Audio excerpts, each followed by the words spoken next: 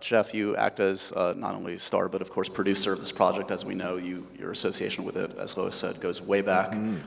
It's a very personal connection for you too, I know, because initially you had intended to direct this yourself for your dad. Yeah, Can you talk a little bit right. about why this resonated with you on such a personal level and a little bit of the history of that? Yeah, well, it goes back 18 years, and I wanted to direct my father in something, and I wanted it to be something that my kids could see. They were all young, they're all in their 30s now.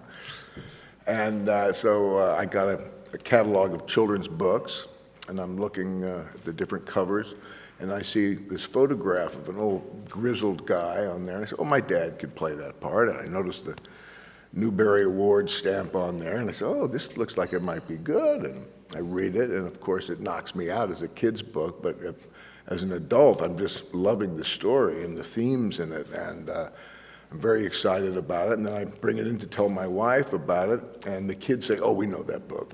We taught that book in school. I said, what are you talking about? She says, oh, yeah, there's a lesson plan for it. I said, you're kidding me.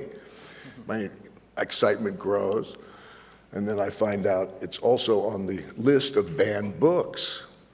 And I even get more excited, because those are the kind of movies I like to make, a little edgy and a little danger. And I said, oh, this is going to be a cinch to get made, you know. Over 10 million copies sold in 21 countries. You know, the money guys are going to go crazy over this. That did not prove to be true. The controversy,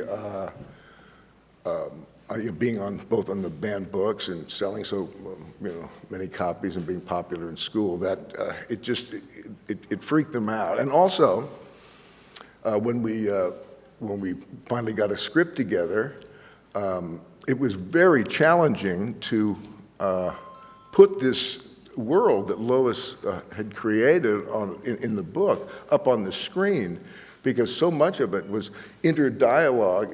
This guy was having with himself, Jonas. And Bob Whitey here on the end of the table, he was our first writer, and we spent, a week or so up at my place, jamming on the story, and it was challenging, but we dug it, we took it around, and the guys, the financiers, they were just shy, they were too shy about it. And so it took this long, and I'm really so pleased that it did take this long, because this is the right team. We've got the right director. Casting is everything. Not only the actors, but the crew, and certainly our director and our director of photography, Ross Emery, who was so great. Philip Noyce was like the key bit of casting that we scored. But, if it was made earlier, Odeya wasn't born, so we would not have had, Odeya with us, and just the whole team wouldn't have been there. So I'm glad, it took, the gestation period was that long, and boom, here we are. I'm just glad that didn't take any longer, because I'm 77 years old. Yeah. I wanted to be still around when it was filmed. There you go.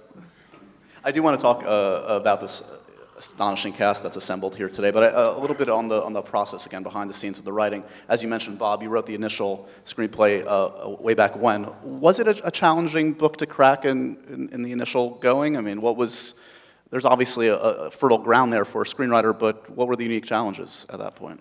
It was very challenging. People have asked me if I felt the pressure of how beloved the book is and how many millions of readers it has. And of course, at the time I wrote it, my drafts, the book was only a couple of years old and did have a following and had won the Newbery Award, but I wasn't feeling the pressure of millions of writers as Michael did by the time he got to it.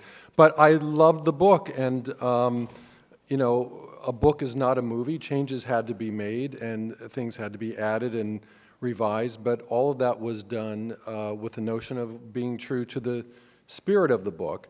And Lois and I were in touch during that time via email. Actually, email was in its early days at the time. That's how far back this goes. And phone calls, and I would run things by her, and she was very non-territorial and not precious about her words, and said, yeah, change what you need to change, and that all sounds good. And as Jeff said, a lot of the book is sort of internalized. It's Jonas's thoughts and reactions to what's going on, and how do you put it up on screen. And the other big challenge is, without giving anything away here, I think, is in the book, once Jonas flees the community, the book stays with him on his journey and never goes back to the community to see how his exodus has affected people in the community. And that was sort of my first thought was, we've got to see how his leaving affects the community. So that basically meant creating a new storyline which brought about other changes, and it all felt quite organic to me, and then years later was honed and perfected by Michael. One thing I've said about our two scripts, our drafts, is that they were 17 years apart, and Michael and I hadn't met until last week. And which, by the way, I suggest to everybody who collaborates, that's the way to do it, because no arguing and no fighting, you know. But when I read Michael's finished script, it really felt like a true collaboration, as though we had sat down side by side and hammered it out together. So I was very pleased when I read his changes, and yeah, I thought it was very challenging, but we took a shot at it.